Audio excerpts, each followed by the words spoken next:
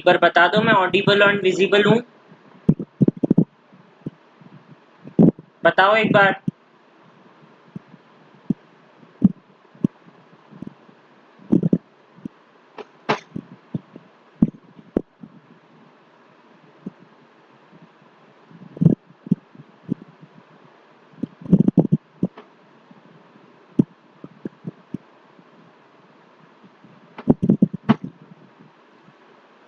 जब तक सब आते हैं मैं तुम्हें पर्सनल मेंटोरशिप प्रोग्राम के बारे में बता देता हूँ। देखो ये बहुत ही हमारे पास एक्सक्लूसिव प्रोग्राम है और अब इसकी सीट्स भी बहुत कम बची है हमारे पास। यहाँ पर मेंटर्स होते हैं आपके पास टॉप मोस्ट एम्स से। आपके पास मेंटर्स आपको असाइन किए जाते हैं और वो आपको बताते हैं कि कहाँ कहाँ से आप लैग कर रहे हो, ये चीज़ें आपको करनी है अच्छे से। बहुत सारी ऐसी चीज़ें हैं जिनमें वो आपको गाइड करते हैं। साथ में रैपिड फायर राउंड्स आपके लिए जाते हैं कि आप उनके सामने बैठकर आप आंसर दे रहे हो, आप टीप नहीं रहे वहाँ पर, आप कोई भी ऐसी कोशिश नहीं कर रहे, आपको वो सारे आंसर अपने आप आ रहे हैं। साथ ही साथ प्रीमियम एक्सक्लूसिव लेक्चर्स होते हैं हमारे पास जो कि टॉप मोस्ट एम्स और मेमसी से आपके लिए बनाए जाते हैं। टॉपर्स के हैंडमेड नोट्स जो है वो आपको वहाँ पर मिलते हैं और साथ ही साथ 1-to-1 इंटरेक्शन देखने को मिलता है। ये बहुत ही अच्छा फीचर है इस प्रोग्राम का कि यहाँ पर आपको 1-to-1 इंटरेक्शन देखने को मिल रहा है। यानी कि कोई एक मेंटर आपको बताएगा कि आपको क्या क्या करना है। आप उससे कॉल पर बात कर सकते हो, आप जैसे भी चाहो उस पर आप बात कर सकते हो। तो इसकी जो फीस है वो अभी 3999 पर ईयर होगी अगर आप मेरा कोड यूज करते हो, कैपिटल ADARSH और आगे 10। ये अगर आप कोड यूज करते हो तो अभी आपको ये प्रोग्राम पड़ेगा 3999 पर ईयर का। केवल ये लास्ट है, आज तक का ही हमारे पास ऑफर है, केवल 2 अक्टूबर तक ये ऑफर वैलिड रहेगा। इसके बाद इसकी प्राइस 5000 हो जाएगी। तो केवल अभी तक ये 2 अक्टूबर तक ही ये वैलिड रहेगा हमारा ऑफर। अब फिर इसकी प्राइस 5000 हो जाएगी। तो जिसको भी खरीदना है खरीद लेना क्योंकि 3999 रुपीज़ का ही रहेगा आज। अब ये बताओ सब पढ़ रहे थे ऑर्गेनिक? हमारी I think 6 to 7 days class नहीं हुई।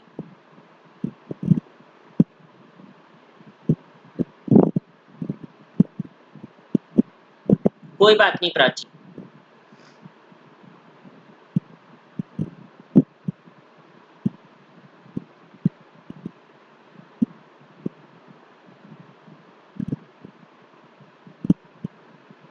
पिछले वाले अमीन्स का लेक्चर देखकर आए तुम सब?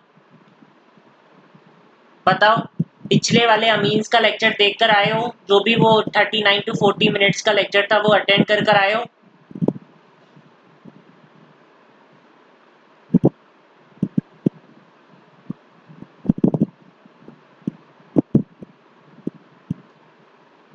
हम आई थिंक यहाँ पर थे।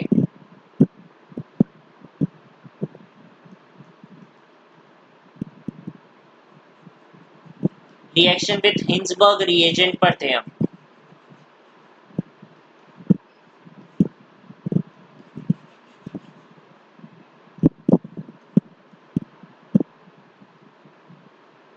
अब देखो, रिएक्शन विथ हिंसबर्ग रिएजेंट उसके जब हम पूरा कर लेंगे आज अमीन्स चैप्टर तो उसके बाद मैं पिछली क्लास का वो 40 मिनट का भी तुम्हें बता दूंगा थोड़ा बहुत, तो रिवाइज हो जाएगा।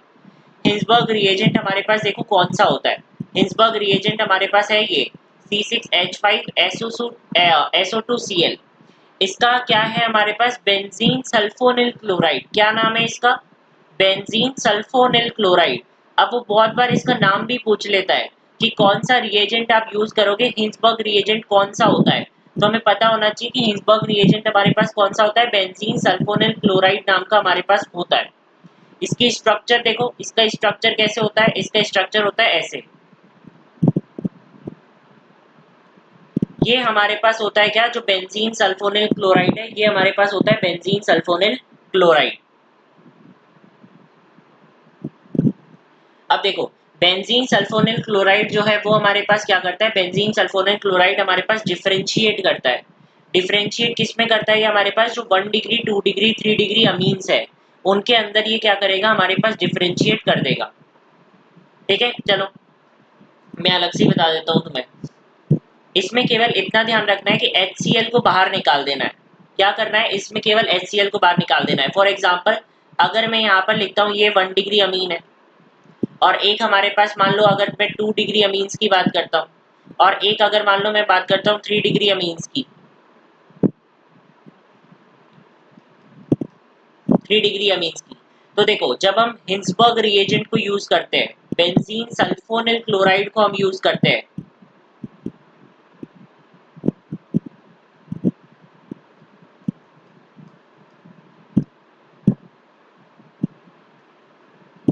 सुजल अभी थोड़ा तुम्हें मिल जाएंगे अभी मेंटर्स। कब लिया था तुमने?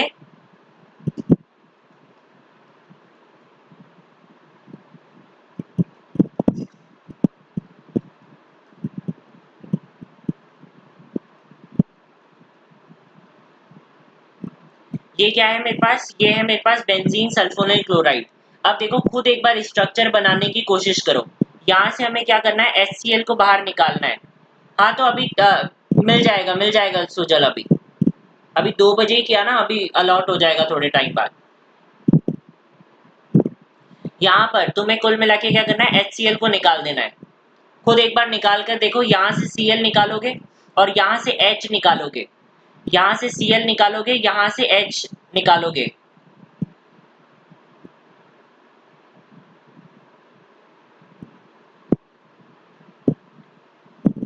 ठीक है, तो हमारे पास यहाँ पर देखो बनेगा क्या, RNH, एक H तो निकल गया Cl के साथ, और क्या बनेगा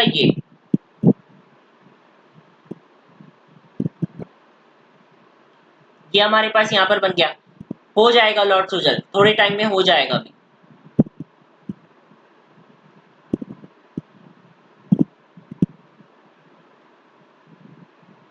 मैं टीम से पूछ के तुम्हें बता दूंगा, और टीम से बात भी कर लूंगा कि तुम्हें जल्द से जल्द अलॉट कर दे। Okay, don't worry.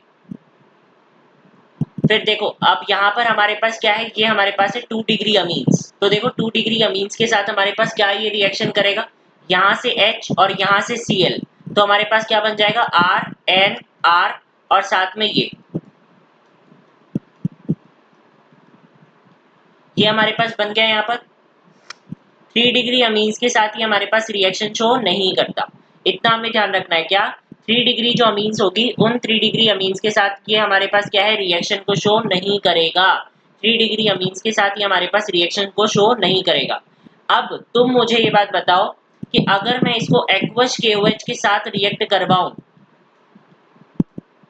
अगर मैं इनको किसके साथ रिएक्ट करवाता हूँ, जो एक्वस KOH है उसके साथ रिएक्ट करवाता हूँ, तो कौन एक्वस KOH के अंदर सॉल्युबल होगा और कौन हमारे पास एक्वस KOH के अंदर सॉल्युबल नहीं होगा, इतना बताओ।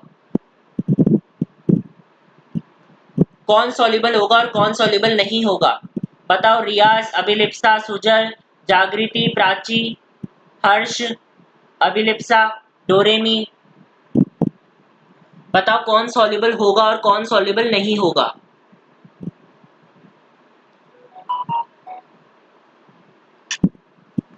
इसके साथ बेस आराम से रिएक्ट कर सकता है, बताओ। और क्यों होगा ये भी बताओ, कौन होगा और क्यों होगा ये भी बताओ।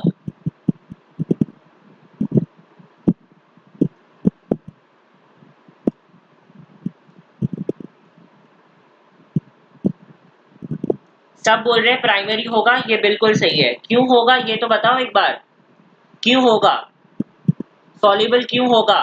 क्यों? क्योंकि यहाँ पर हाइड्रोजन है, एसिडिक हाइड्रोजन, और यहाँ पर बेस है। बेस क्या करेगा, यहाँ से H को ले लेगा, तो इसकी रिएक्शन यहाँ पर हो सकती है, और रिएक्शन हो सकती है यानी कि यहाँ पर सॉल्युबिलिटी होगी। ठीक है, तो यहाँ पर सॉल्युबल होगा, लेकिन इसके पास हमारे पास हाइड्रोजन है ही नहीं, तो लेकर क्या जाएगा, इसलिए हमारे पास ये इनसॉल्युबल होगा बेस के अंदर। ठीक है, ये हमारे पास बेस के साथ इनसॉल्युबल हो जाएगा और ये हमारे पास बेस के साथ सॉल्युबल हो जाएगा। तुम्हें इतना पता है बेस हमारे पास क्या करता है, H+ को लेकर के आता है। तो ऐसे हम क्या कर सकते हैं, डिफरेंशिएट कर सकते हैं किसके बीच में, 1 डिग्री, 2 डिग्री और 3 डिग्री जो अमीन्स है उनके बीच में हम यहाँ पर डिफरेंशिएट कर सकते हैं। अब एक हमारे पास आती है कपलिंग रिएक्शन। वैसे मैंने तुम्हें कपलिंग रिएक्शन में 2 और चीजें पढ़ाई थी, अब वो दोनों चीजों के नाम तुम मुझे बताओ, कपलिंग रिएक्शन में वो दोनों के क्या प्रोडक्ट्स हमारे पास फॉर्म हुए थे कपलिंग रिएक्शन में, बताओ क्या हमारे पास प्रोडक्ट्स फॉर्म हुए थे कपलिंग रिएक्शन में।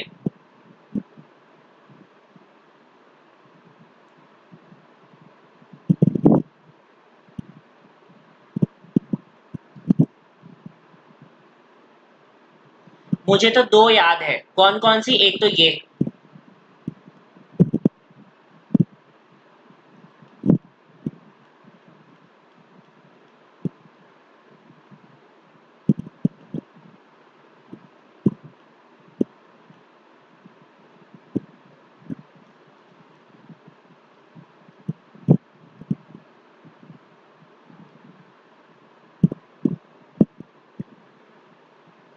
दो याद है मुझे तो, पैरा हाइड्रोक्सी एजोबेंजीन और पैरा अमीनो एजोबेंजीन। अब इसके कलर भी बता दो जरा मुझे कि इसके कलर मेरे पास कौन कौन से हैं, किसी को याद नहीं, मुझे पता है, कलर बताओ इनका, क्या कलर था इनका, क्या कलर था इनका। पैरा हाइड्रोक्सी एजोबेंजीन मैंने बोला था फिनॉल से बनती है, यानी कि ओ से ऑरेंज, ऑरेंज कलर बन रहा था इसका। और पहला पैरा अमीनो एजोबेंजीन का कौन सा कलर बन रहा था मेरे पास, येलो कलर।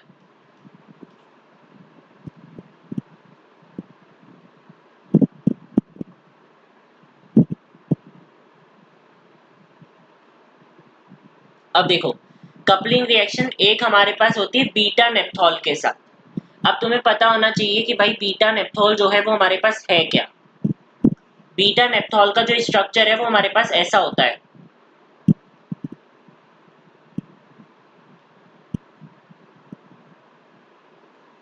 ये होता है हमारे पास क्या, बीटा नेप्थॉल का स्ट्रक्चर। और यहाँ पर हमारे पास जो OH ग्रुप है वो हमारे पास होता है। अब देखो हमारे पास बात आती है कि यहाँ पर हमारे, देखो मैंने तुम्हें इतना बताया, हर बार मैंने तुम्हें बोला है कि भाई HCl को निकाल दो चुपचाप, कपलिंग रिएक्शन में HCl को निकाल दो, तुम्हारे पास अपने आप आके कंपाउंड बन जाएगा। अब वही हमारे पास क्या, ये हमने यहाँ पर ले लिया,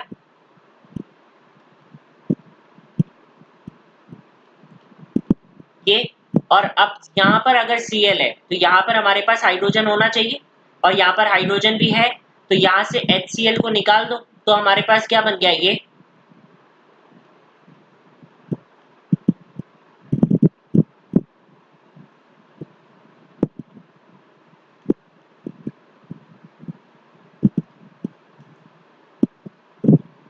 हमारे पास यहाँ पर बन गया। और ये कैसा कलर होता है इसका, रेड कलर का डाई बनता है, ये रेड एजो डाई का फॉर्मेशन।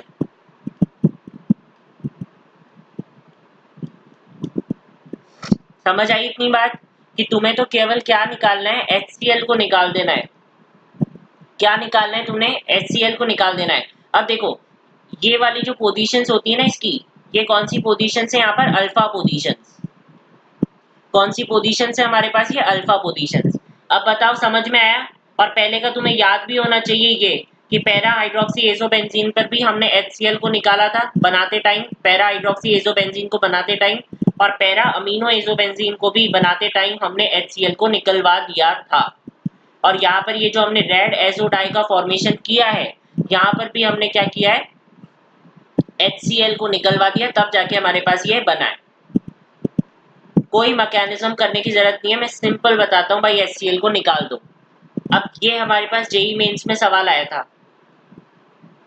अब ये तुम सवाल आराम से कर सकते हो। देखो यहाँ पर तुम्हें ये दे रखा है, अब तुम इस सवाल का प्रोडक्ट मुझे बनाकर बताओ, बताओ सिंपल। HCl से ही ये सवाल हमारे पास हो जाएगा भाई, HCl निकाल दो चुपचाप। जब NaNO2 0 से 5 डिग्री सेल्सियस तुम्हें दे रखा है, इसकी जगह वो तुम्हें HNO2 भी दे सकते थे, ये भी तुम्हें पता है, इसकी जगह होनो भी लिख सकते थे वो, सबका काम हमारे पास एक ही होता है। अब ये क्या होगा, यहाँ पर कौन सी रिएक्शन होती है, डाई एजोटाइजेशन रिएक्शन। कौन सी रिएक्शन होती है यहाँ पर, डाई एजोटाइजेशन रिएक्शन। और जैसे ही यहाँ पर डायएजोटाइजेशन रिएक्शन होगी, ये हमारे पास किसके अंदर कन्वर्ट हो जाएगा, N2 पॉजिटिव Cl नेगेटिव। और ये तुम्हें पता होगा ये क्या होता है, बहुत अच्छा लीविंग ग्रुप भी होता है। इसकी बहुत सारी रिएक्शंस हमने देखी थी, बट फिलहाल हमें वहां की जरूरत नहीं है। अब ये हमें ये बोल रहा है कि भाई हमें इसको, ये हमारे पास A बना है, डायएजोटाइजेशन रिएक्शन के बाद ये हमारे पास A बना है। हमने इसको किससे रिएक्ट करवाया है, N डाइमिथाइल एनिलीन।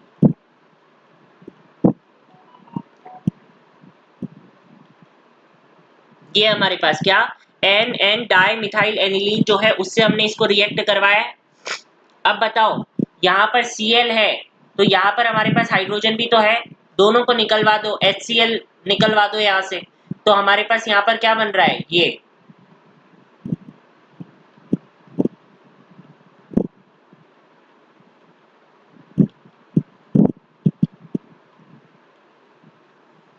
समझ में आया कैसे बना ये प्रोडक्ट? इतनी आसानी से बन जाएगा जैसे ही तुम HCl निकालोगे। तो बताओ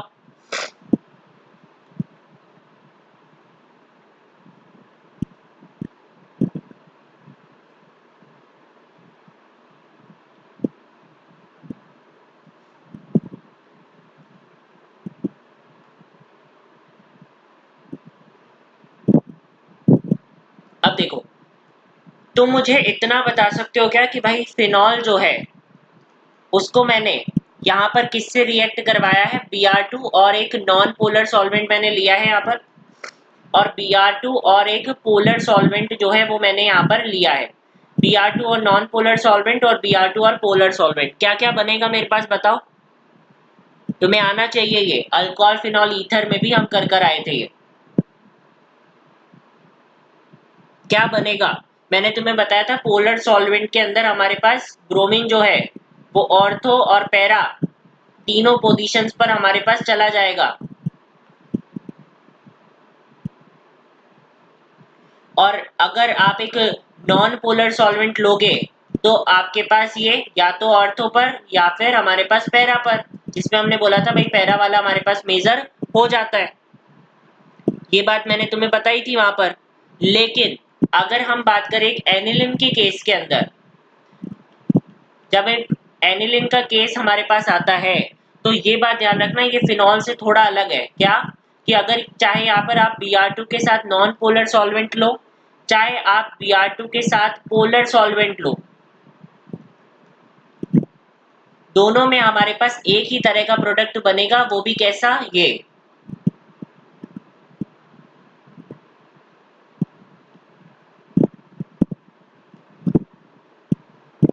ये प्रोडक्ट यहां पर बन जाएगा।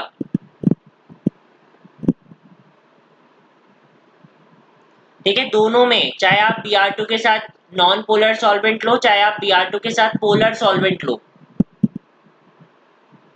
दोनों में हमारे पास यही प्रोडक्ट हमें देखने को मिलेगा। फिनॉल जैसा यहाँ पर देखने को नहीं मिल रहा।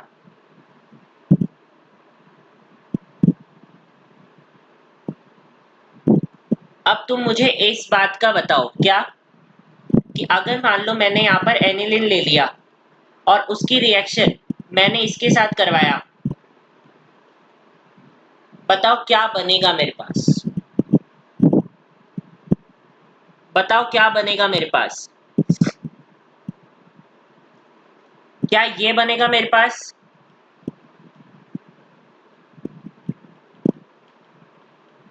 या फिर क्या ये बनेगा मेरे पास?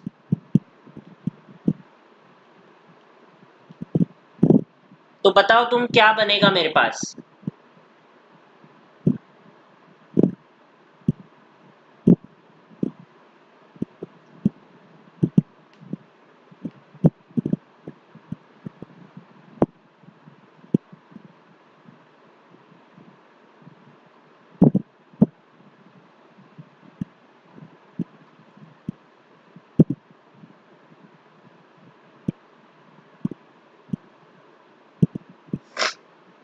यहाँ सबकी ऑर्गेनिक लगभग मैं ये मान सकता हूँ कि आई थिंक 40 to 50% ठीक है बस।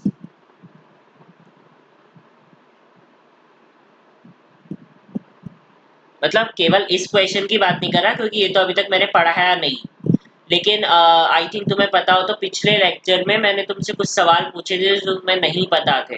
नेम्ड रिएक्शन को लेकर। और मैंने तुम्हें उस टाइम भी बोला था कि भाई नेम्ड रिएक्शन को अच्छे से कर लेना। ये तो बिल्कुल सही बात है, ये दोनों नहीं बनेंगे। देखो इस केस में मेरे पास क्या हो जाता है, इस केस में मेरे पास हो जाता है ये ग्रुप आकर के एनिलिन पर ही जुड़ेगा। और कैसे जुड़ेगा? सिंपल, यहाँ से H को निकालो करो और यहाँ से Cl को निकाला करो, और कुछ सोचने की जरूरत नहीं है। यहाँ से H को निकाला करो और यहाँ से Cl को निकाला करो। क्या बन जाएगा तुम्हारे पास? देखो एक H तो निकल गया और क्या है, C डबल बॉन्ड हो CH3। ये मेरे पास यहाँ पर आकर के बन गया।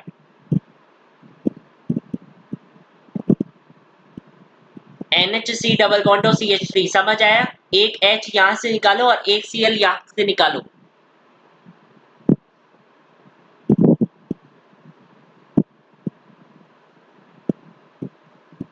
बताओ समझ आया? ये एक H यहाँ से निकालो, एक Cl यहाँ से निकालो, ऐसे जोड़ दो। अब देखो, अब बात आती है हमने ऐसा क्यों किया। आप ऐसे बोल सकते हो कि भाई जब हम Br2 के साथ ये रिएक्शंस कर रहे थे, चाहे नॉन पोलर सॉल्वेंट लिया हो चाहे पोलर सॉल्वेंट लिया हो, हमारे पास यही बन रहा था 2,4,6 ट्राइब्रोमो एनिलिन, यही हमारे पास बन रहा था यहाँ पर। लेकिन अगर मान लो हमें मोनोब्रोमिनेशन करवाना हो कि ब्रोमीन को केवल एक ही जगह जाकर के जोड़ना है, तो अब अगर तुम ब्रोमीन को एक जगह जाकर के जोड़ना चाहते हो तो जोड़ सकते हो। एनिलिन क्या होता है, हाईली एक्टिवेटेड होता है, तो वो तीनों पर आने देता है। लेकिन अमाइड इतना ज्यादा हमारे पास हाईली एक्टिवेटेड नहीं होता। तो यहाँ पर तुम क्या करोगे, जैसे ही Br जुड़ेगा, कहाँ जाकर के जुड़ेगा, मेटा पोजीशन पर, ऑर्थो पोजीशन पर, बट मेटा सॉरी हमारे पास ऑर्थो और पैरा पोजीशन पर जाकर के जुड़ता है, जिसमें से हम ये बोलते हैं कि जो पैरा वाला है वो हमारे पास क्या होता है, मेजर होता है। तो अभी मैंने ये बना लिया यहाँ पर।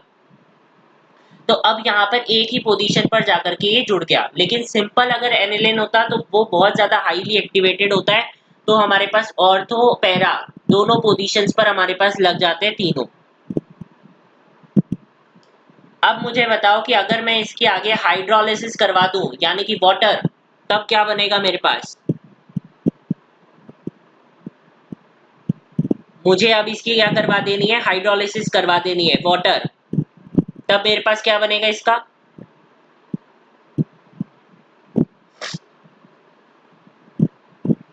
तब देखो तब तुम्हें सिंपली क्या करना है, सिंपली तुम्हें ये करना है कि भाई ये बॉन्ड तोड़ो। वाटर में क्या होता है, H प्लस और OH माइनस, तो हमारे पास क्या बनेगा, H प्लस और OH नेगेटिव। इसको H दे दो और इसको OH दे दो। नाइट्रोजन थोड़ा ज्यादा हमारे पास मोर इलेक्ट्रोनेगेटिव होता है, तो इसको हमारे पास प्लस वाला चार्ज दे दो। और कार्बन पर जहां पर हमारे पास पार्शियल पॉजिटिव चार्ज है तो उसको OH नेगेटिव दे दो। तो हमारे पास क्या बन जाएगा, NH2Br। ये है हमारे पास मेन है, बाकी जो हमारे पास CH3C डबल बॉन्ड OH बनेगा वो तो साइड प्रोडक्ट हमारे पास बन ही जाएगा। इतना समझ आया सबको, ये बताओ।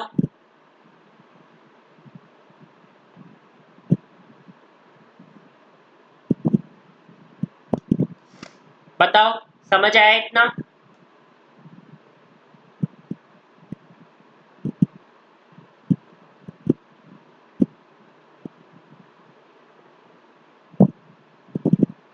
अब देखो, जैसे मान लो मैंने कोई एनिलिन लिया, ये ऐसा एनिलिन मान लो मैंने ले लिया। अब अगर मान लो मैं इसको किसके साथ रिएक्ट करवा रहा हूँ, HNO3 और H2SO4। अब बताओ क्या बनेगा मेरे पास। ये रिएक्शन हम ऑलरेडी हाइड्रोकार्बन में पढ़कर आए थे, मैंने तुम्हें बताया भी था कि यहाँ पर हमारे पास जो इलेक्ट्रोफाइल है वो क्या होता है, Na2 पॉजिटिव।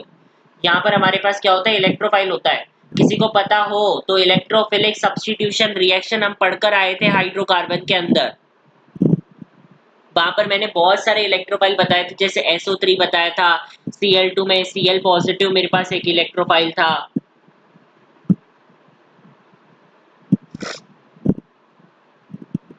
अब मेरे पास यहाँ पर क्या बनेगा,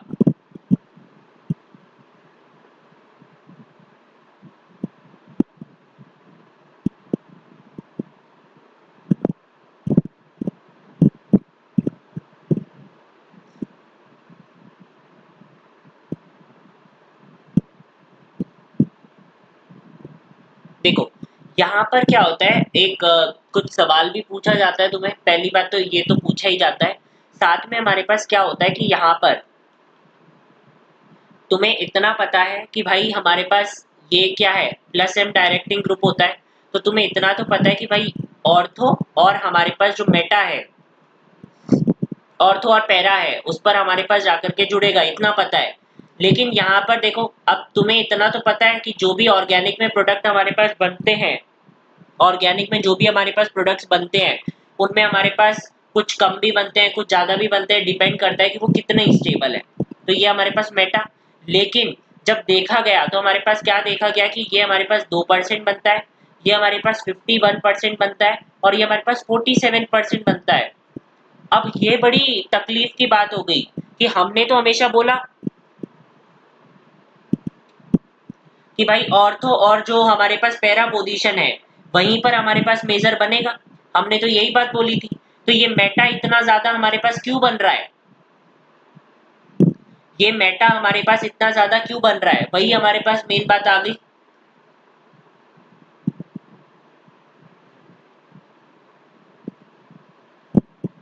तो इसका रीजन हमारे पास ये होता है कि भाई यहाँ पर जो NH2 है, अब ये तो हमारे पास एसिड है, एसिड से हमारे पास क्या मिला होगा, H पॉजिटिव। जाहिर सी बात है, जो एसिड है उस एसिड से क्या मिला होगा, H पॉजिटिव। एनिलिन ने इस H पॉजिटिव पर हमारे पास क्या अटैक कर दिया होगा, और हमारे पास क्या बना होगा, NH3 पॉजिटिव। एनिलीनियम आयन बोलते हैं इसको, क्या बोलते हैं, एनिलीनियम आयन। और ये अब हमारे पास क्या होता है, मेटा डायरेक्टिंग होता है। ये हमारे पास क्या होता है, मेटा डायरेक्टिंग होता है, और इसके मेटा डायरेक्टिंग नेचर होने की वजह से हमारे पास मेटा की भी जो परसेंटेज है यील्ड की, वो हमारे पास ज्यादा देखने को मिलती है। और ये क्वेश्चन आई थिंक पूछा भी गया है PYQ के अंदर कि क्यों ऐसा देखने को मिलता है। तो हमें पता है कि भाई एनिलीनियम आयन का वहां पर क्या हो जाता है, हमारे पास फॉर्मेशन हो जाता है, क्योंकि NH2 जो है वो H पॉजिटिव पर जाकर के अटैक कर देता है। ये हमारे पास मेटा डायरेक्टिंग होता है, इसलिए हमारे पास ये ज्यादा परसेंटेज के अंदर हमें देखने को मिलता है। समझ आया?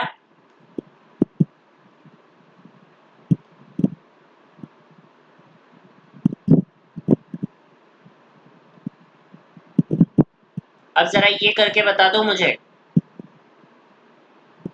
फिर मुझे कुछ 4-5 रिएक्शंस तुम्हें बतानी है जो पहले के चैप्टर्स में एक एक छूटी थी, वो मुझे तुम्हें बतानी है बस, फिर क्लास एंड करेंगे।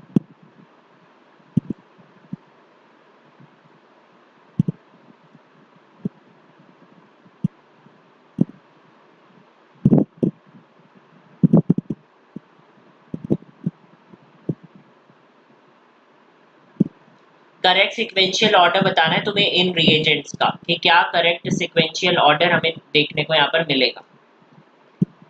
सबसे पहली बात तो दो तरह से हम यहाँ पर कर सकते हैं, कि तुम बोलोगे कि भाई यहाँ पर हमारे पास FeH+ को यूज ले लो, पहले FeH+ को यूज ले लो।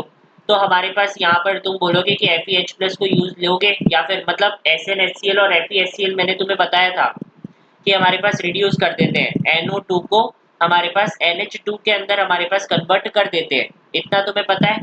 तो NO2 को NH2 में कन्वर्ट कर दिया। अब फिर तुम बोलोगे कि HNO2 को यूज ले लो।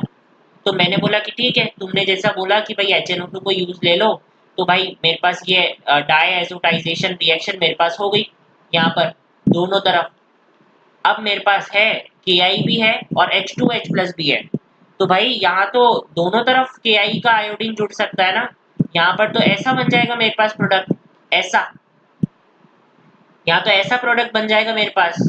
जबकि मुझे चाहना कौन सा था, ये वाला प्रोडक्ट, मुझे तो ये वाला प्रोडक्ट चाहिए था। यहाँ पर तो ये वाला प्रोडक्ट देखने को मिल गया, क्योंकि तुमने पहले से ही दो हमारे पास डायएजोटाइजेशन जो रिएक्शन है वो तुमने करवा दी। तो मुझे तो ये मिला ही नहीं जो मुझे प्रोडक्ट मिलना चाहिए था। तो ये तो हमारे पास सिक्वेंशियल ऑर्डर यहाँ पर नहीं हो सकता, तो इसको तो हटाओ कि हमारे पास सिक्वेंशियल ऑर्डर इसका नहीं हो सकता। तो फिर बात आती है कि सिक्वेंशियल ऑर्डर क्या होना चाहिए, तो वो मैं तुम्हें बताता हूँ कि भाई तुम पहले एक काम करो, केवल इसका इसका डायएजोटाइजेशन कर दो HNO2 की मदद से। केवल इसका इसका जब तुमने डायएजोटाइजेशन किया तो मेरे पास N2 पॉजिटिव और Cl नेगेटिव बन गया, और यहाँ पर मेरे पास क्या है, अभी तक NO2 ही है। फिर मैंने बोला कि अब तुम KI का यूज करो। जब अब तुम KI को यूज करोगे तो ये तो एक बहुत अच्छा लीविंग ग्रुप है N2 पॉजिटिव Cl नेगेटिव। तो हमारे पास क्या आ जाएगा, यहाँ पर आयोडीन आकर के जुड़ जाएगा। तो तुम्हें यहाँ तक इतना तो समझ आ गया कि भाई हमें यहाँ पर आयोडीन जुड़ाना था, जो कि हमें मिल गया। अब बात आती है कि भैया इसका क्या करें। तो भाई ये तुम्हें पता है कि भाई SnHCl लोगे या FeHCl लोगे तो वो इसको हमारे पास क्या कर देगा, रिड्यूस कर देगा NH2 के अंदर। तो तुमने फिर वो ले लिया कि अब यहाँ पर हमारे पास ये बन गया। फिर वापस तुम क्या ले लो, HNO2। वापस से हमने क्या ले लिया, HNO2 ले लिया। और हमारे पास वापस से क्या हो गया, डायएजोटाइजेशन रिएक्शन हो गई। अब क्या है, अब तो तुम्हें वाटर लगाना है सिंपल। जैसे ही तुम वाटर का यूज करोगे तो हमारे पास इस प्रोडक्ट का फॉर्मेशन हो जाएगा। तो हमें कोई परेशानी यहाँ पर देखने को मिली ही नहीं। तो ऐसे हमें ना ऑर्गेनिक इज ऑल अबाउट क्या भाई, अगर ऑर्गेनिक किसी के समझ में आ गई, उसको सारे रिएजेंट्स पता हो गए, उसने बहुत अच्छे से रिएक्शंस को समझ लिया, जो भी मैंने ट्रिक्स बताई उसको कर लिया यार, और जो भी मैंने मैकेनिज्म बताए हैं वो तुमने कर लिया, पॉजिटिव नेगेटिव तुमने सीख लिया। ऑर्गेनिक बस इतनी सी है। बस यहाँ पर ऑर्गेनिक क्या मांगती है कि भाई जब तुम पहली बार ऑर्गेनिक को पढ़ रहे हो तो पहली बात तो तसल्ली से पढ़ो, और दूसरी बात ये कि जब तुम ऑर्गेनिक पढ़ रहे हो तो रिवीजन रिवीजन रिवीजन रिवीजन फटाफट करते रहो। अगर तुमने ऑर्गेनिक को एक मिनट भी दे दिया ना पूरा अच्छे से रिवीजन में, तो ऑर्गेनिक दोबारा कुछ नहीं मांगती।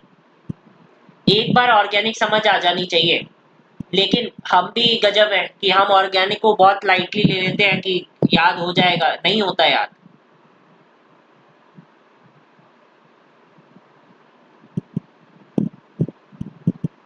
वैसे रिएजेंट्स के साथ खेलना आना चाहिए, वहां एकदम दिमाग लगना चाहिए भाई क्या करना है।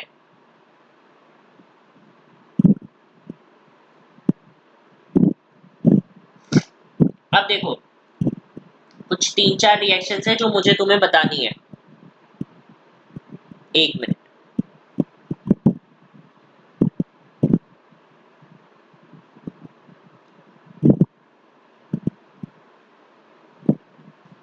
तुम बताओ, मैंने तुम्हें हाइड्रोलिसिस बता दिया क्या? Hydrolysis, hydrolysis from acid derivative. हाँ आई थिंक मैंने तुम्हें बता दिया है हाइड्रोलिसिस। तो हाइड्रोलिसिस फ्रॉम एसिड डेरिवेटिव मैंने तुम्हें बता दिया क्या? बताओ एक बार।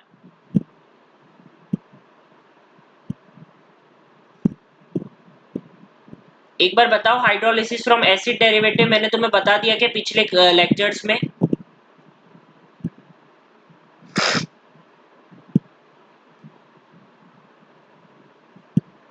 ओके, तो देखो क्या बताना था, रुको एक मिनट। हाँ, मुझे ये बताना था, जब मैंने तुम्हें GOC पढ़ाया था ना, GOC, तो वहां पर मैंने तुम्हें बता तो दिया था कि 4n+2 और 4n इलेक्ट्रॉन्स। एक बार बताओ, ये मैंने तुम्हें बताया था कि 4n+2 इलेक्ट्रॉन्स और 4n इलेक्ट्रॉन्स।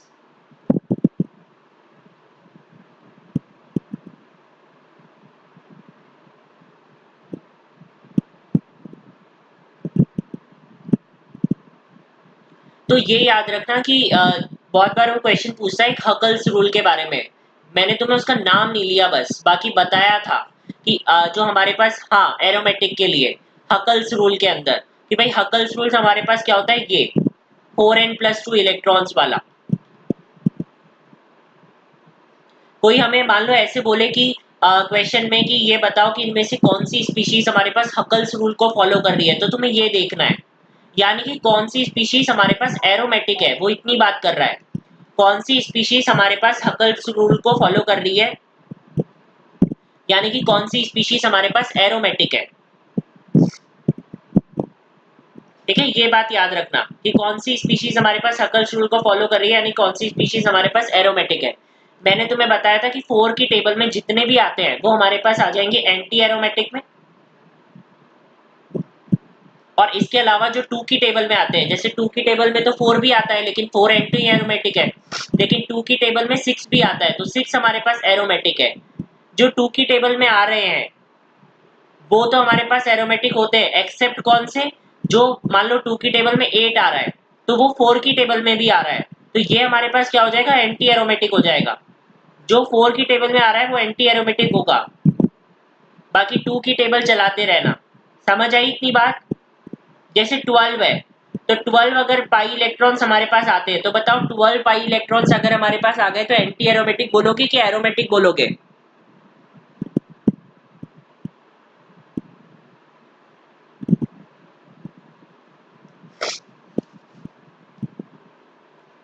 12 पाई इलेक्ट्रॉन्स अगर हमारे पास आ गए तो एंटी एरोमेटिक बोलोगे कि एरोमेटिक बोलोगे?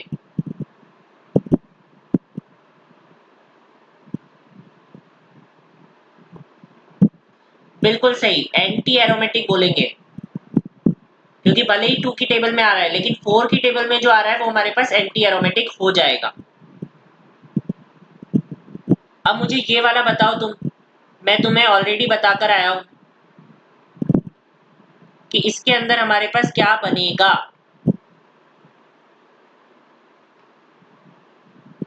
एक रिएक्शन इसके अंदर यूज हो रही है, बताओ कौन सी रिएक्शंस हमारे पास इसके अंदर यूज हो रही है? बताओ क्या बनेगा, दिमाग लगाओ।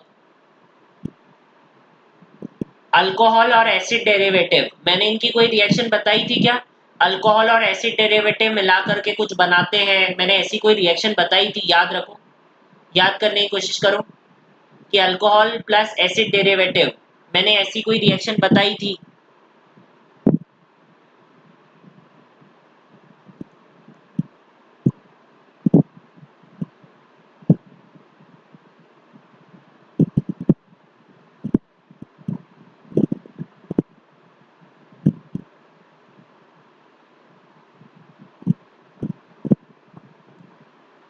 नहीं पता, यहाँ किसी को नहीं पता। अल्कोहल प्लस एसिड डेरिवेटिव, कोई रिएक्शंस को तुम रिवाइज नहीं करते सच में। अल्कोहल और एसिड डेरिवेटिव क्या बनाता है? Ester, esterification reaction.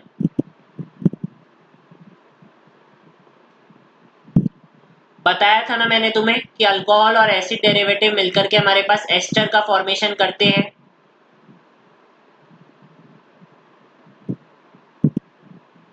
इस पर मैंने क्वेश्चंस भी करवाए थे तुम्हें कि कैसे वो ऑक्सीजन को देख करके वो हमारे पास पूछता है कि ऑक्सीजन का कौन सा आइसोटोप यूज हो रहा है, ऐसा क्वेश्चन भी मैंने तुम्हें करवाया था। तो इसका आंसर हमारे पास क्या बनेगा? एसिड तो ऐसे का ऐसे ही रह गया, अल्कोहल यूज होगा और एसिड डेरिवेटिव यूज होगा, तो ये O, अल्कोहल से हमारे पास H जाता है और साथ में हमारे पास ये भी, ये चल जाएगा यहाँ पर।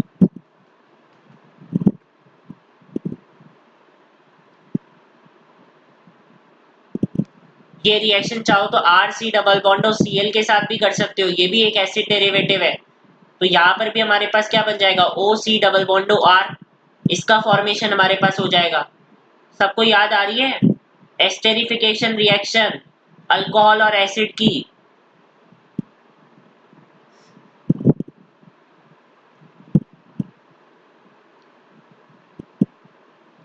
याद क्यों नहीं कर रहे, इसका रीजन बताओ पहले मुझे, क्यों याद नहीं कर रहे? अभी 7 दिन क्या कर रहे थे जब हमारी क्लास नहीं थी? 7 दिन क्या कर रहे थे?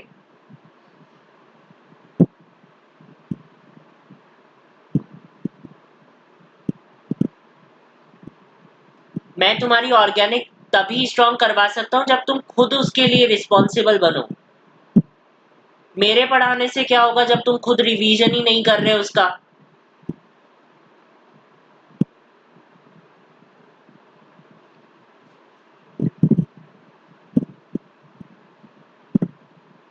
सारी रिएक्शंस मैंने तुम्हें ऑलरेडी बता रखी है लेकिन कोई रिवीजन नहीं कर रहा उसका।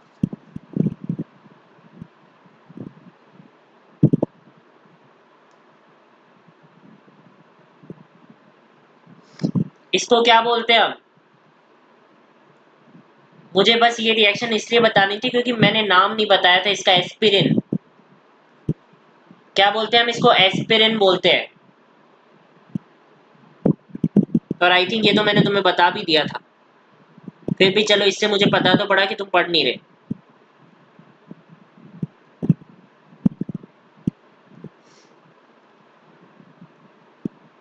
एक मैंने तुम्हें ये बताया था तुम्हारा टेस्ट ही लेने दो। इसकी हाइड्रोलिसिस मैंने तुम्हें बताई थी, हाइड्रोकार्बन्स में इसकी हाइड्रोलिसिस।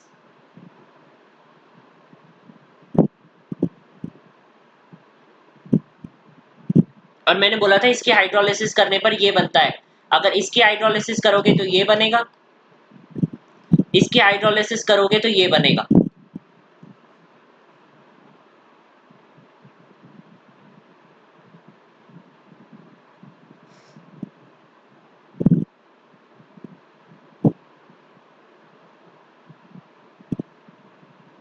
बताओ।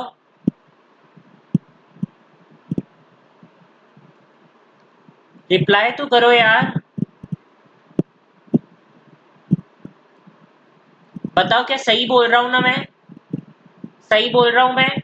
यही बन रहा था, बताओ।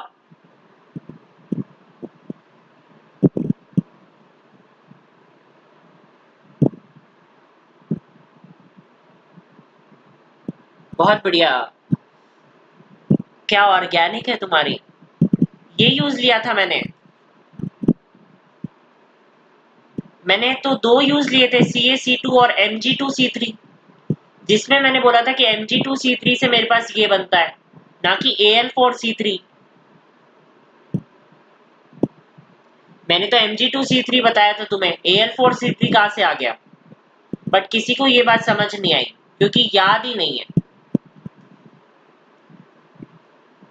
Al4C3 अगर तुम यूज लोगे तो हमारे पास किसका फॉर्मेशन होता है? मीथेन का फॉर्मेशन। Be4C यूज लोगे तो भी हमारे पास मीथेन का फॉर्मेशन होता है। ये तुम्हें मुझे बताना था, अगर तुम इनकी हाइड्रोलिसिस करते हो तो। और अगर कैल्शियम कार्बाइड और मैग्नीशियम कार्बाइड की हाइड्रोलिसिस करते हो तो ये बनता है। लेकिन अगर Al4C3 और Be4C की हाइड्रोलिसिस करते हो तो हमारे पास मीथेन का फॉर्मेशन हमारे पास होता है। समझ आई इतनी बात? बताओ।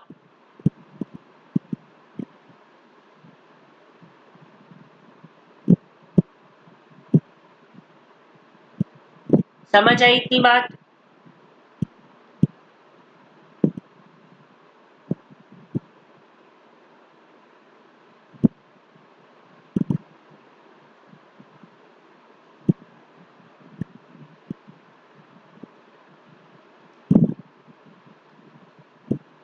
Now chapter over, reaction part खत्म तुम्हारा।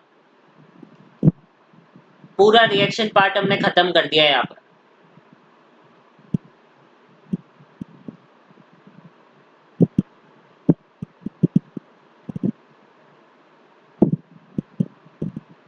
बट तुमने से किसी ने भी सच में रिवाइज नहीं किया, और क्या नहीं, कुछ भी रिवाइज नहीं किया।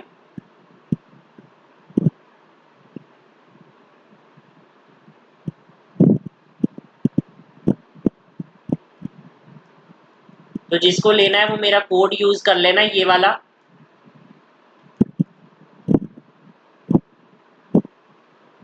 इससे तुम्हें 3999 रुपीज के अंदर मिल जाएगा, और ये लास्ट ऑफर है आज 2 अक्टूबर का। इसके बाद 5000 रुपीज प्राइस हो जाएगी पर्सनल मेंटोरशिप प्रोग्राम की, जो कि बहुत एक्सक्लूसिव है। उससे बच्चों के नंबर बढ़ते हैं। किस किस ने यहाँ पर टेस्ट दिया है बताओ? टेस्ट किससे दिया है यहाँ पर?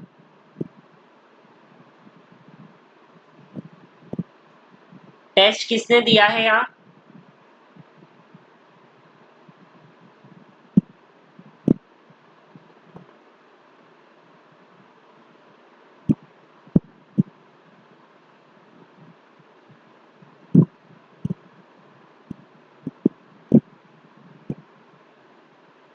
ऑर्गेनिक में कितने आए एक बार बताना। ऑर्गेनिक में कितने क्वेश्चन सही है 15 में से?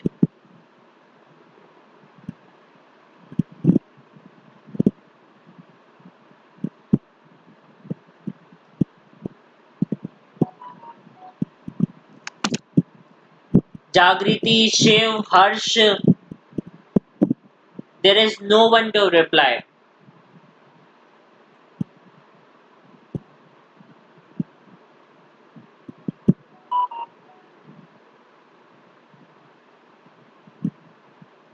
बहुत बढ़िया अभिलिप्सा, बहुत बढ़िया, बहुत बढ़िया। बट कोई रिप्लाई नहीं कर रहा है। चलो क्लास को एंड करते हैं हम। शिव ने दे दिया। जागृति, हर्ष कहाँ हो? और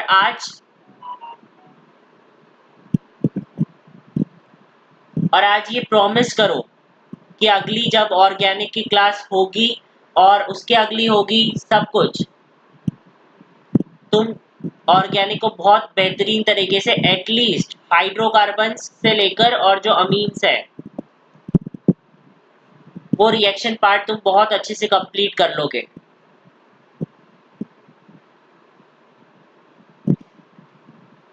वन डे वन चैप्टर करो अब, वन डे वन चैप्टर और कंप्लीट करो। रिएक्शन पार्ट बहुत इंपॉर्टेंट है ऑर्गेनिक में।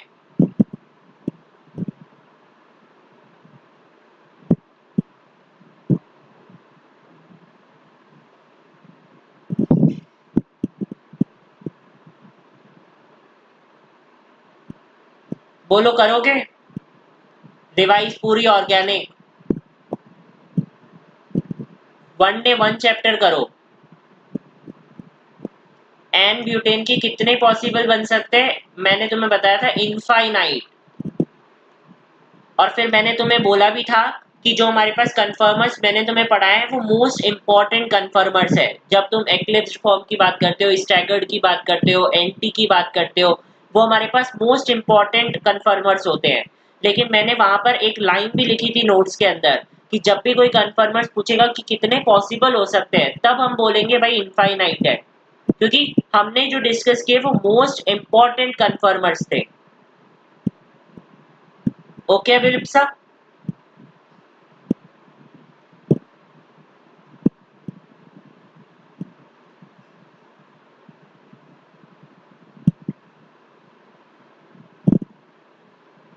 हैशटैग डन फॉर टुडे लिखकर जाना पहली बात, और ये लिखकर जाना कि प्रॉमिस है कि अब वन डे वन चैप्टर से तुम पूरी ऑर्गेनिक के रिएक्शन पार्ट को एकदम अच्छे से करोगे, और जब हम अगली बार मिलेंगे तब तुम पूरा एकदम ऐसे मिलोगे कि हाँ भैया हमारी सारी रिएक्शंस याद है, हमें सारे मैकेनिज्म याद हो गए, ऐसे मिलोगे। ये कमेंट करके जाना तुम। ओके एवरीवन, तो आज क्लास छोटी रखते हैं। अमीन्स चैप्टर भी हमने कंप्लीट कर लिया है। जो भी डायजोनियम सॉल्ट वाला था वो हमने पहले ही यहाँ पर कंप्लीट कर लिया था। जो भी डायजोटाइजेशन रिएक्शन मैंने तुम्हें बताई थी, और जो भी LiAlH4 के साथ जो भी रिडक्शन होती है अमीन्स चैप्टर में, वो भी मैंने तुम्हें पहले ही बता दिया था, ताकि एक जगह ही क्लब रहे कि ऑक्सीडेशन कहाँ पर है और रिडक्शन कहाँ पर है। Okay okay everyone.